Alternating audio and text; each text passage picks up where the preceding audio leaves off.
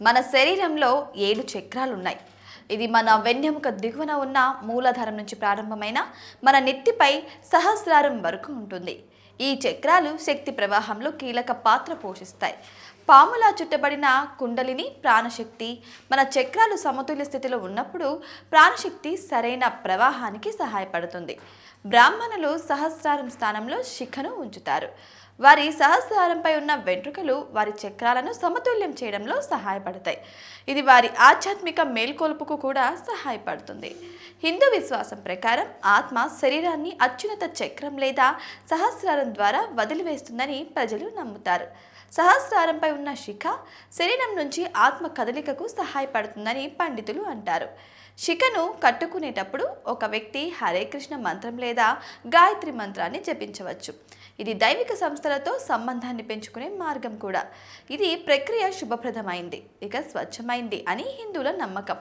ఒక వ్యక్తి తన జుట్టును మొదటిసారి శిఖ లేదా ముడిలో కట్టినప్పుడు అది గాయత్రి సాధన. అది ఆ వ్యక్తికి రెండవ జన్మ లేదా ద్విజత్వం. జుట్టు కట్టి పవిత్ర దారం లేదా ఉపనయనం ధరించడం అనేది 2 సార్లు జన్మించడంతో సమానమైన ప్రక్రియ.